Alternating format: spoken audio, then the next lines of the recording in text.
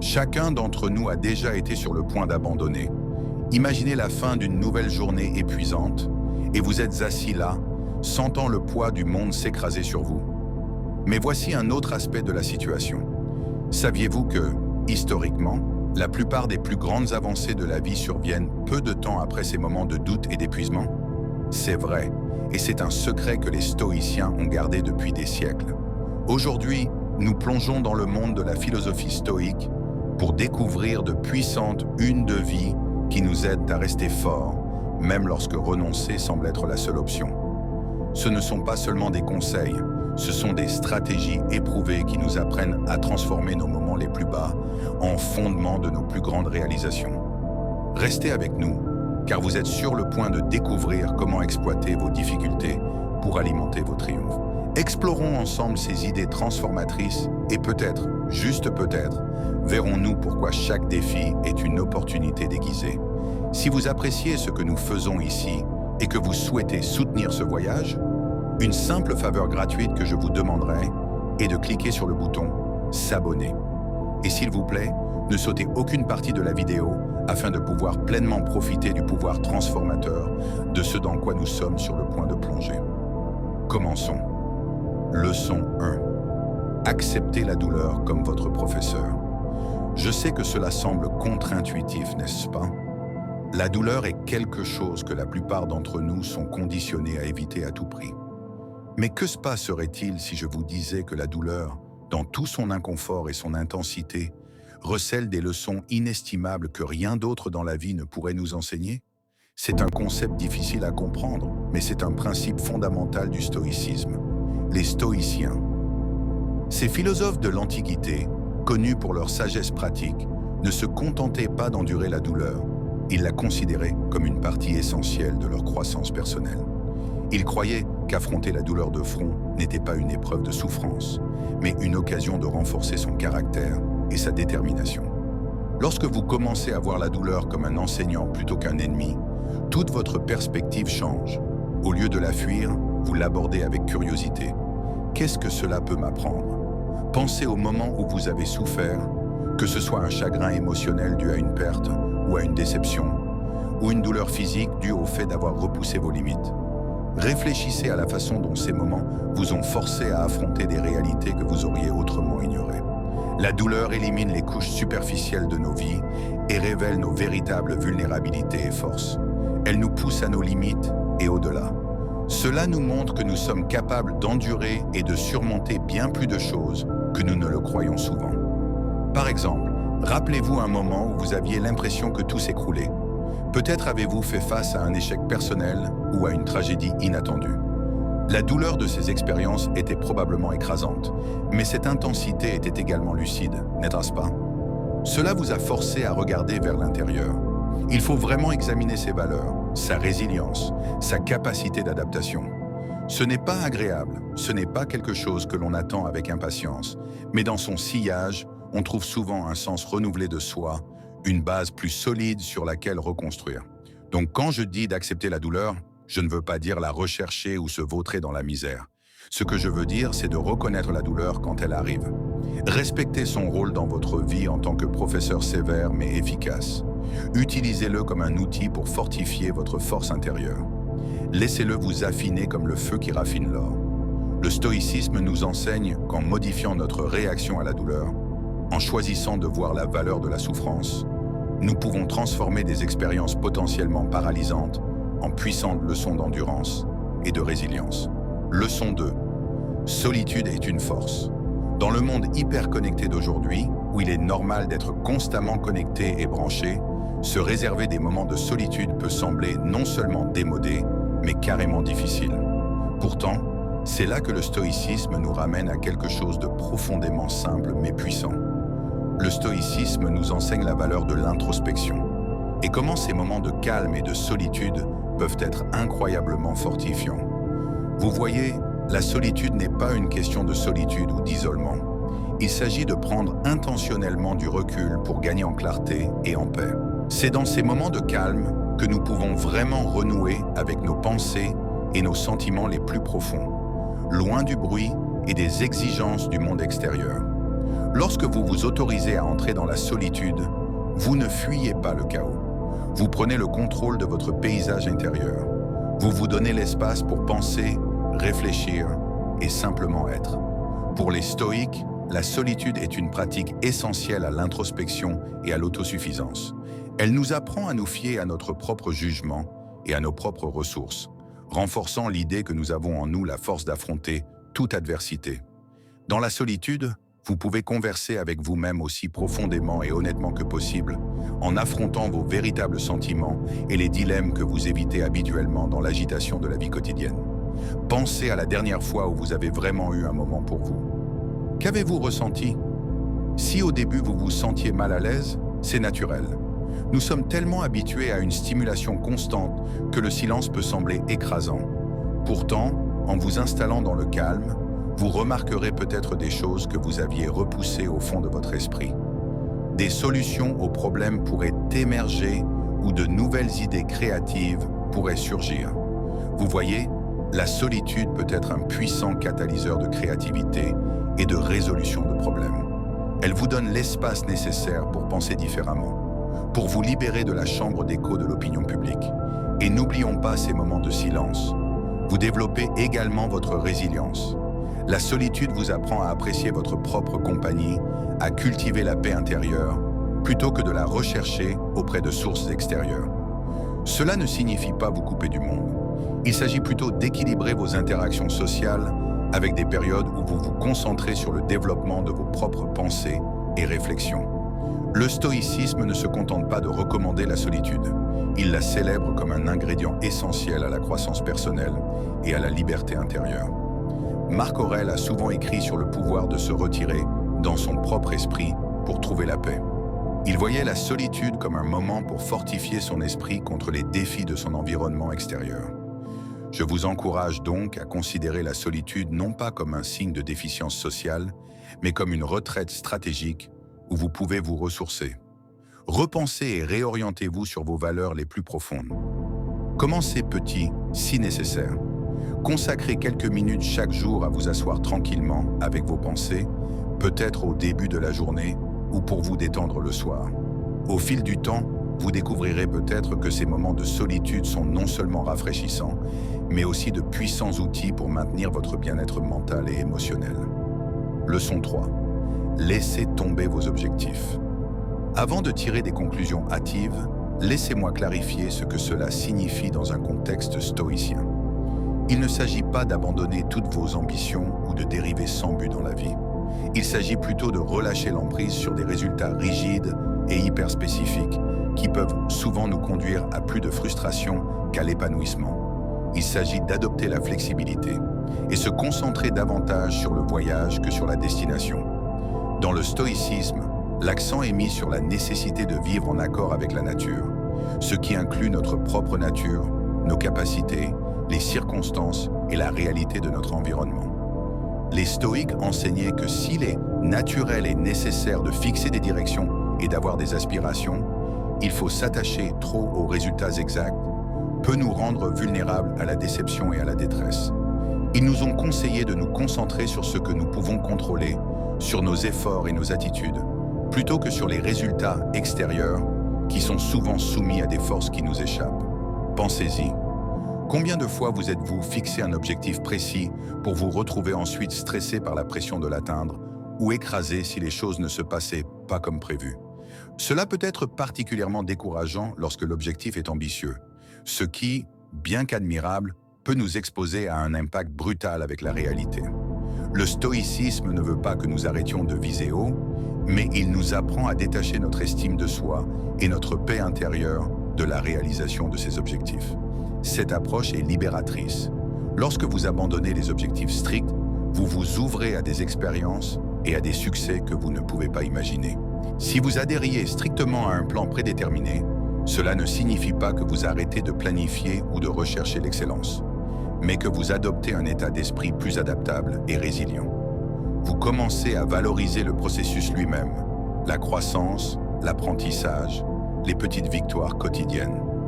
Par exemple, si vous êtes un entrepreneur, au lieu d'être obsédé par l'atteinte de certains objectifs financiers, Vous pourriez vous concentrer sur l'entretien de relations solides avec vos clients et l'amélioration de vos services.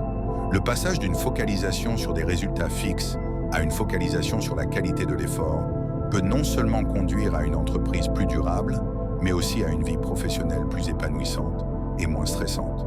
Le stoïcisme nous apprend à nous préparer à des résultats différents tout en espérant le meilleur. Ce faisant, nous restons stables, peu importe ce que la vie nous réserve.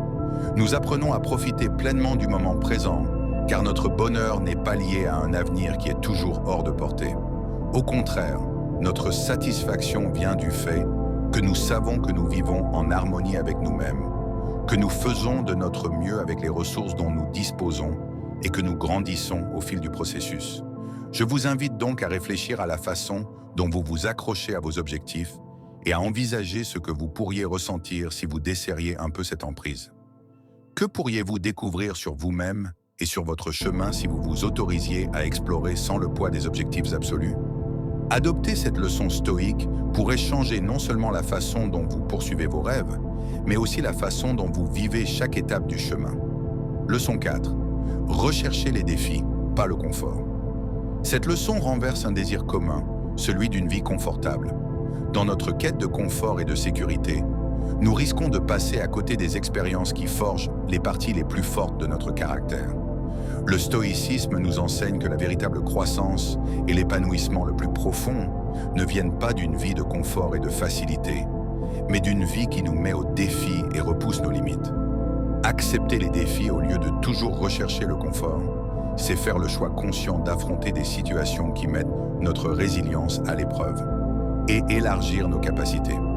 Il s'agit de comprendre que le confort est souvent synonyme de stagnation, alors que les défis peuvent nous propulser vers l'avant, nous aidant à grandir en force et en sagesse. Pensez à la dernière fois où vous vous êtes vraiment poussé hors de votre zone de confort. C'était peut-être pour apprendre une nouvelle compétence, vous attaquer à un projet difficile au travail, ou même pour défendre ce en quoi vous croyez quand il était plus facile de garder le silence. Rappelez-vous à quel point vous vous sentiez vivant et comment ces expériences ont fait de vous une personne plus forte et plus compétente. Le stoïcisme n'accepte pas seulement la présence de défis, il les accueille comme des éléments essentiels d'une vie épanouissante. Des stoïques comme Sénèque et Épictète ont souligné que les difficultés auxquelles nous sommes confrontés ne sont pas de simples obstacles, mais des opportunités. Et l'adaptabilité. Chaque défi nous offre l'occasion de nous prouver que nous sommes capables de plus que ce que nous pourrions croire, et chaque victoire, aussi petite soit-elle, renforce notre confiance et notre détermination. Concrètement, rechercher des défis peut signifier se fixer des objectifs qui vous font un peu peur, car ils vous obligent à aller au-delà de ce que vous pensez être possible. Cela peut signifier se porter volontaire pour un projet qui semble un peu hors de votre portée, ou accepter des rôles de leadership alors que vous évitez habituellement les projecteurs. Il s'agit de dire oui à des opportunités qui pourraient initialement vous mettre mal à l'aise, car vous savez qu'elles vous aideront à grandir. Et soyons clairs, rechercher des défis ne signifie pas être imprudent ou se mettre en danger. Il s'agit d'élargir intelligemment vos limites et de choisir consciemment des chemins qui testent vos capacités et vos convictions. Il s'agit de cultiver un état d'esprit qui considère les situations difficiles, non pas comme des menaces, mais comme des leçons précieuses qui sont cruciales pour la croissance personnelle. En affrontant régulièrement des situations difficiles, vous développez également votre résilience. La vie est imprévisible et le confort peut parfois nous laisser mal préparés lorsque les choses tournent mal. Mais si vous avez l'habitude d'affronter et de surmonter les défis, vous êtes mieux équipé pour affronter tout ce que la vie vous réserve. Vous devenez plus adaptable, plus innovant et plus résilient, des qualités qui sont inestimables quel que soit le chemin que vous empruntez. Je vous mets donc au défi, sans jeu de mots, de réfléchir à la manière dont vous pouvez rechercher des défis au lieu de vous contenter du confort. Acceptez l'inconfort qui accompagne la croissance. Ce ne sera pas toujours facile, mais cela en vaudra la peine. Les diamants se forment sous la pression et, comme ces diamants, les expériences les plus difficiles peuvent produire les résultats les plus précieux de votre vie. Leçon 5. Détachez-vous des émotions. Cela peut sembler un peu brutal au premier abord. Après tout, les émotions jouent un rôle important dans ce qui fait de nous des êtres humains. Mais ce que nous allons aborder ici n'est pas de supprimer ou d'ignorer vos sentiments. Il s'agit de ne pas laisser ces émotions dicter vos actions ou obscurcir votre jugement. Il s'agit d'une pratique stoïcienne profonde qui vise à favoriser la clarté et la force dans nos vies. Le stoïcisme enseigne que si nous ne pouvons pas contrôler ce qui nous arrive, nous pouvons contrôler la façon dont nous réagissons. Nos émotions, si elles ne sont pas maîtrisées, peuvent nous amener à prendre des décisions impulsives ou à nous sentir dépassés. C'est pourquoi les stoïciens soulignent l'importance d'observer nos émotions sans y réagir immédiatement. En comprenant nos sentiments et leurs déclencheurs, nous pouvons choisir des réponses qui correspondent à nos valeurs et à nos objectifs à long terme. Pensez à un moment où la colère, la frustration ou la peur ont dominé votre réaction à une situation. Cela a peut-être conduit à des mots ou à des actions que vous avez regrettées plus tard. Maintenant, imaginez que vous preniez un moment pour prendre du recul et observer cette émotion, pour vraiment comprendre pourquoi vous vous sentiez ainsi, sans agir immédiatement en conséquence. Cet espace entre le sentiment et l'action est le lieu où réside la sagesse stoïque. C'est là que nous acquérons le pouvoir de décider comment nous voulons procéder, guidés par la raison plutôt que par l'émotion brute. Se détacher des émotions ne signifie pas que vous devenez robotique ou indifférent. Au contraire, cela signifie que vous vous efforcez de vous engager dans la vie d'une manière réfléchie et intentionnelle. Vous reconnaissez et respectez vos émotions, mais vous les empêchez également de diriger le navire. Cela conduit à une vie plus équilibrée, où vous n'êtes pas ballotté par les vagues des sentiments, mais où vous naviguez à travers elles avec détermination et équilibre. En pratique, se détacher des émotions peut commencer par de simples techniques de pleine conscience. Lorsqu'une émotion forte surgit, prenez un moment pour respirer profondément et identifier ce que vous ressentez. Demandez-vous quelle est la source de cette émotion. Ma réaction est-elle proportionnée à la situation? Comment puis-je réagir d'une manière qui soit en accord avec mes principes? Ce type de questionnement peut vous aider à éviter les réactions instinctives et à faire des choix que vous ne regretterez pas plus tard. De plus, en pratiquant le détachement émotionnel, vous constaterez que vous pouvez affronter les défis de la vie avec une tête plus claire. Les défis ne concernent plus ce que vous ressentez, mais plutôt ce qu'ils représentent et comment vous pouvez les gérer.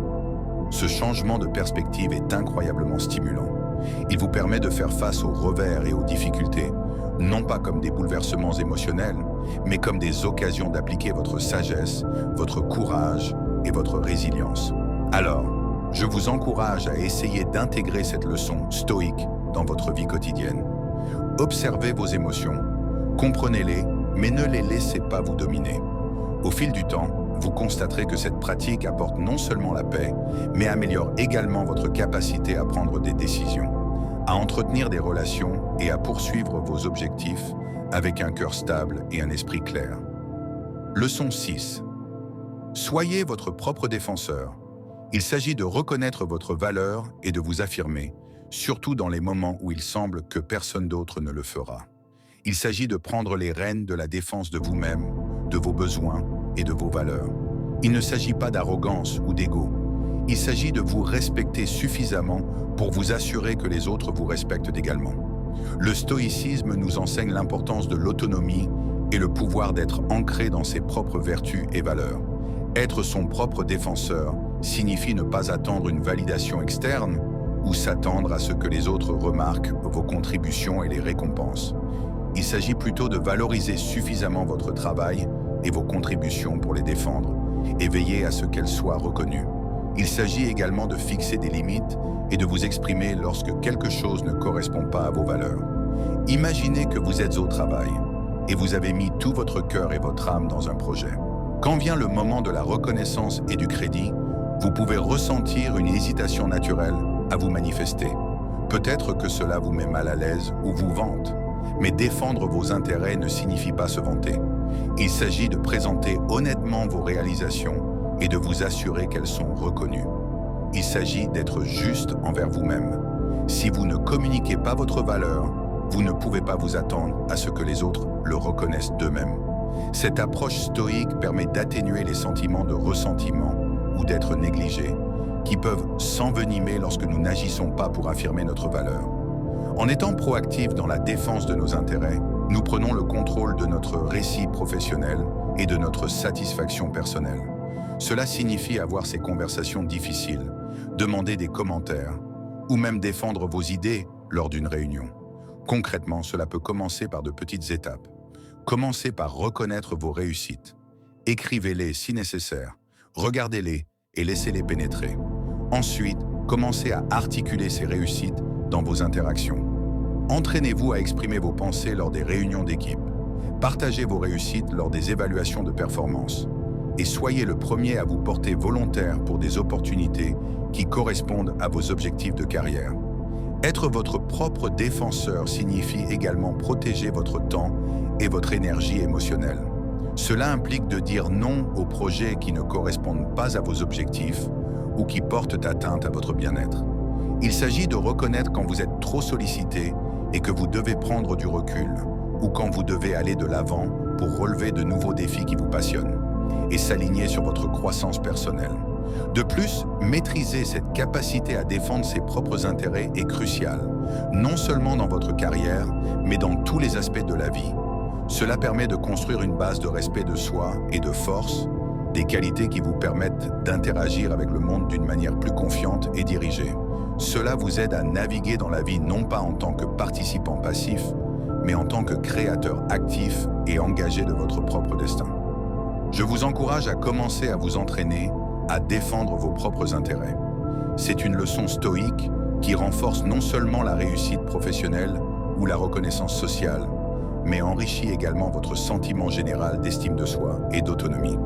Lorsque vous défendez vos intérêts, vous ne vous contentez pas de revendiquer ce que vous méritez, vous apprenez également aux autres comment vous traiter en établissant une norme pour vos interactions basée sur le respect mutuel et l'intégrité. Leçon 7. Adoptez la méthode stoïque. Adopter le stoïcisme ne consiste pas seulement à adopter quelques points philosophiques, mais à permettre à ces principes d'imprégner votre vie, transformant la façon dont vous interagissez avec le monde qui vous entoure. C'est un appel à vivre intentionnellement, avec la sagesse et la résilience au premier plan de tout ce que vous faites. Le stoïcisme est plus qu'une simple philosophie, c'est une boîte à outils pratique pour vivre une vie plus heureuse et plus efficace. En adoptant la voie stoïque, vous vous engagez sur un chemin de croissance personnelle et d'amélioration continue. Vous apprenez à accepter ce que vous ne pouvez pas changer, tout en agissant vigoureusement sur ce que vous pouvez influencer. Il s'agit de reconnaître que même si nos émotions et nos réactions sont naturelles, elles ne doivent pas nous contrôler. Nous pouvons choisir la rationalité et le calme face au chaos de la vie. Pensez à la fréquence à laquelle notre paix est perturbée, non pas par des événements réels, mais par des événements réels, mais par nos opinions et nos réactions à ces événements. Le stoïcisme nous apprend à décortiquer ces réactions, à les comprendre, puis à y répondre avec raison plutôt qu'avec impulsion. Ce mode de vie ne diminue pas la richesse de notre vie émotionnelle, mais l'améliore en nous donnant clarté et contrôle, nous permettant de vivre nos émotions sans en être esclaves. Adopter la voie stoïque. Cela signifie cultiver des vertus comme le courage, la justice, la tempérance et la sagesse, des qualités qui nous permettent de vivre une vie épanouissante et honorable. Cela implique des pratiques et des réflexions quotidiennes qui aident à aiguiser notre caractère et à guider nos actions. Par exemple, tenir un journal dans lequel vous réfléchissez à votre journée, aux décisions que vous avez prises et à la façon dont elles s'alignent sur vos principes stoïques peut être incroyablement éclairant. C'est une méthode pour vous responsabiliser et efforcez-vous continuellement d'être la meilleure version de vous-même. De plus, le stoïcisme enseigne la résilience face à l'adversité. La vie nous réserve inévitablement des défis et adopter la voie stoïque nous prépare à relever ces défis avec un comportement calme et une réflexion stratégique. Cela nous permet de considérer les obstacles comme des opportunités de tester nos vertus et de devenir plus forts grâce à l'expérience. Ce changement de perspective est profondément libérateur car il transforme les épreuves de la vie, qui n'étaient pas quelque chose que nous redoutions, en quelque chose que nous saluons comme une chance de prouver notre valeur. Alors que nous terminons notre exploration de ces leçons stoïques, je vous encourage à vraiment adopter cette voie stoïque. Faites-en plus qu'un simple exercice intellectuel. Faites-en une partie vivante et respirant de qui vous êtes. En appliquant ces principes à votre vie quotidienne, vous remarquerez une transformation non seulement dans la façon dont vous gérez les problèmes, mais aussi dans la façon dont vous percevez le monde qui vous entoure. Vous trouverez une plus grande paix, un sens plus profond de la vie et une joie résiliente qui persiste même face au haut et au bas de la vie. N'oubliez pas que chaque jour nous offre une nouvelle toile et que ces leçons sont vos outils pour peindre une vie de résilience, de sagesse et l'épanouissement. Merci d'avoir pris le temps d'explorer ces idées stoïciennes avec moi ici au Stoïque Succès. Si vous avez trouvé ces leçons utiles, regardez la vidéo suggérée sur votre écran pour découvrir d'autres façons d'intégrer le stoïcisme dans votre vie quotidienne. Merci de faire partie de cette communauté. Continuez à grandir, continuez à vous mettre au défi et continuez à adopter la voie stoïcienne. Jusqu'à la prochaine fois, restez fort et reste stoïque.